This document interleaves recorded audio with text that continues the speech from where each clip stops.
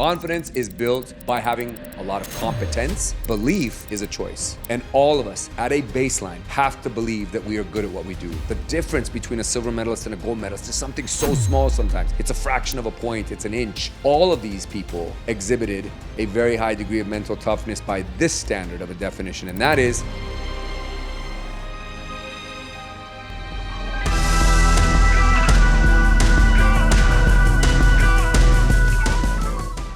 I'm back, guys, and we are shooting today's episode from a little bit of a different location than we normally do. We are in Las Vegas because my brother Neil hosts one of the best industry, even non-industry events, just one of the best events, period, that happens every year around this time called the Ford event. And he had his mastermind dinner last night where I spoke for a few minutes.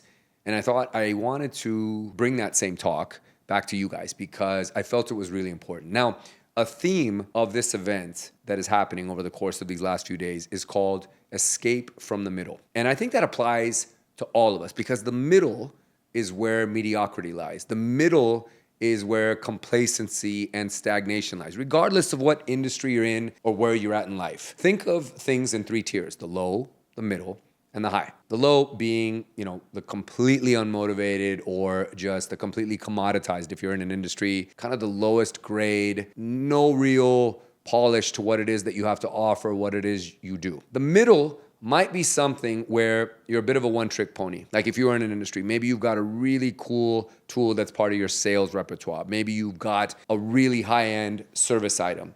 Maybe you've got a certain priced good or service that is just so uniquely different from everywhere else. But that's it. It's just one thing that you're kind of good at, and that's it. And then there's the premier level. There is the elite level, something that is so premium, so uniquely different, and it's also something that can truly outlast. It's indispensable. Now, of course, the middle is disappearing in a lot of industries and in a lot of places. And just think about it, right? Even though it's the largest section, it's slowly being eliminated or squeezed. And why is that? There's a lot of disruption for one. And also people are waking up and realizing maybe I don't have as much time or maybe I need to do something now. So they're breaking one of two directions. They're either going to the lowest tier because it's convenient. It might be a little bit easier. It's a place to just seek shelter and maybe, again, kind of be comfortable with just getting by and not really pushing yourself too much. And that's totally fine for those that want to. And then there's that upper tier, which takes a lot of work. But if you can get there and establish some level of permanence, you are going to outlast everyone in this world of AI, disruption, things changing, industries being taken over. So my talk at the dinner was first to reintroduce myself to the audience, which I'm going to do here. You guys know that I have a background of 38 years in martial arts and in Taekwondo. I competed for 7 years, and I had the privilege and honor of being Team USA's co-head coach for 10 years. And I learned a lot, probably more in those coaching years than I did as an athlete, because as a competitive athlete, it was just about me and the people that were around me. And I'm going to really focus on that because I've told this story many different ways when it comes to this podcast or when I've spoken from stage. But the thing I'm going to talk about today is centered around a word, and that is belief. I have also told you all the story about how I recently, just last summer, it's not even been a year yet, I went to Barcelona to go coach a lot of our athletes just on a really special request. I went there for 50 hours. Some of the former athletes, including the two current coaches for Team USA, came to me and said it would really mean the world to us if you could just come stand with us one last time. And there was no way for me to say no to that, of course. These guys mean a lot to me, and that entire team, of course, Team USA, means so much to my life. So I went, I was there for 50 hours, as you guys know how the story went. And I got to talk to a lot of gold and silver medalists that came off the podium. Some of them were people that have been winning for a while. Some of them were new faces, freshly emerging champions in their own right. And I talked to a lot of silver medalists. You may have caught me say that, and you might have wondered why. Now, don't get me wrong. I'm not for the participation trophy generation. I'm very much against that. I'm not for that everybody's a winner, because not everyone is. It's a zero-sum game. Somebody wins, somebody loses, but we all learn and we move on. But in our sport, and like so many other sports, the difference between a silver medalist and a gold medalist is something so small sometimes. It's a fraction of a point. It's an inch. It's one goal. It's just something, one tiny mistake that cost you. And if not, then somebody else's life would have changed. Somebody else's life would be going in a different trajectory. So it's not to say that silver medalists don't contain wisdom, because they surely do. It's just one break didn't go their way, and that's it. So should we not celebrate that? I choose to still learn. And I talked to a lot of these athletes that came off the podium. And again, two things that was very consistent in all of them that came off. All of them, number one, exhibited a high degree of mental toughness. And I don't talk about mental toughness in the sense of like, they don't talk about their feelings. They went through old school ways of, going through sports as a youth where coaches are really, really hard on you, get in your face, yell at you, tell you to just tough it out, shake it off. No, I'm all for people processing feelings, talking about emotions and dealing with things and, using that as a tool to get better and repair and move forward. But all of these people exhibited a very high degree of mental toughness by this standard of a definition, and that is to be your best regardless of circumstance. You be your best no matter what. You show up no matter what. Everybody's dealing with stuff. And I think, if you want to use the expression haters that are out there, whether you're winning, whether you're making money, whether you're the one who landed the job, you landed the girl, you landed the guy, you landed the promotion. Haters will say, well, easy for them. They're not dealing with stuff. They're not taking care of someone right now who's ill. They're not going through a divorce. They don't have drama in their life. They're not dealing with this, that. You would be completely surprised. A lot of people falsely assume that because somebody won something or because they achieved at the highest of levels, that things must have been going really smooth in their life or that they had clear waters, clear pastures, whatever you want to call it. No, they just had a high degree of mental toughness in the sense that they were able to compartmentalize and put aside things that were going on, but not let it affect their performance, not let it affect their output. Everyone was dealing with stuff. Half of these athletes I talked to were dealing with a dying parent.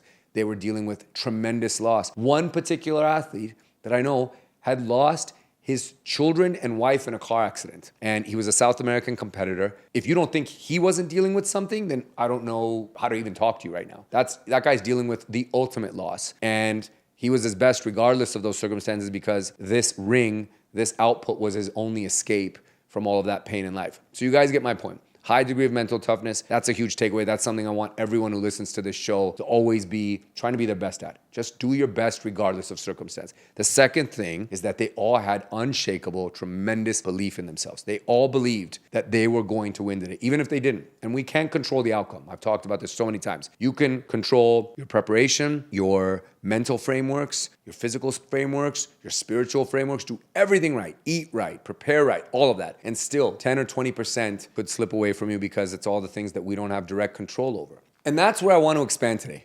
because the theme of this episode is belief. And I think a lot of people confuse belief and confidence. They are not the same things. Confidence is something that has to be built. Nobody has it on day one. That's arrogance. If you're thinking about that guy seemed really confident. And no, that's just arrogance. That's cockiness. Okay, that's actually deep-rooted insecurity.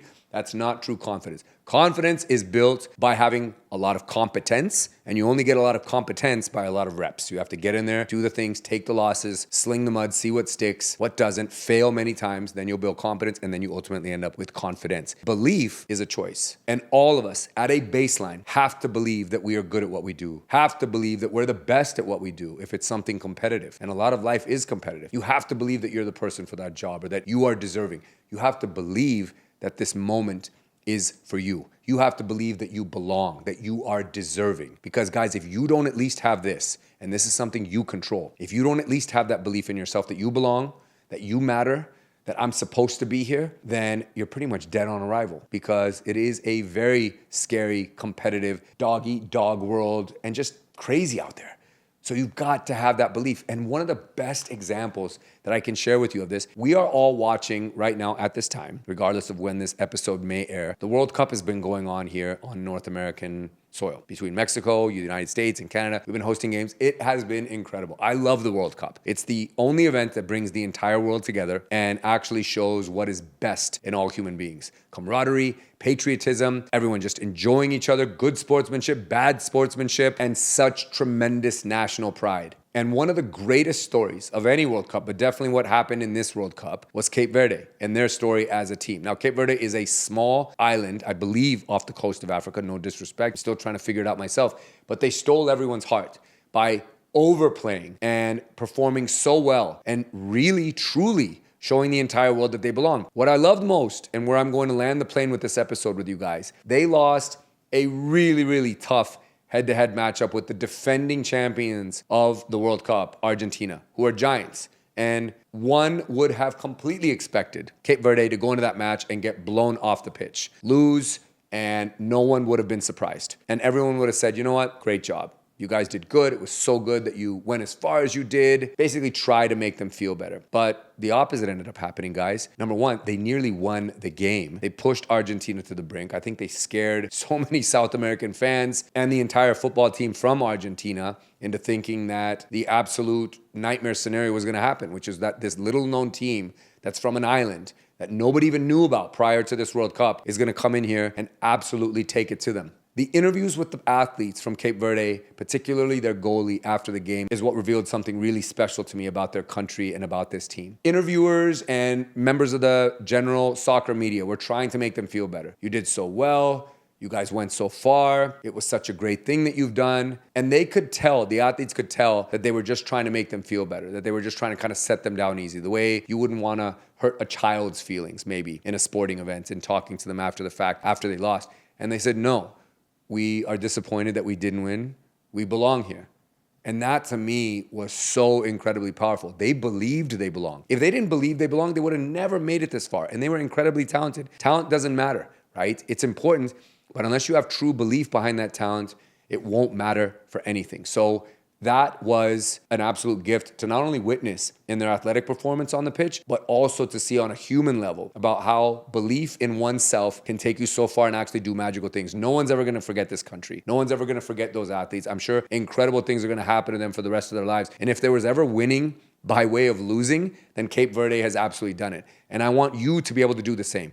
You must believe. You must believe that you belong. You must believe that you are good enough. And if you don't, work on that. If you have that, you'll always have a fighting chance, and that is the essence of LFG Energy. I love you guys. Thank you so much for listening. I hope you got something out of this episode. Being at this event has been an absolute gift to me, and belief is what's going to be needed if you are going to escape the middle or break from the middle. Whether you go up or down, you can't stay there. But if you have belief, you'll be able to pick one. Thanks for listening, guys, and we'll catch you on next week's episode.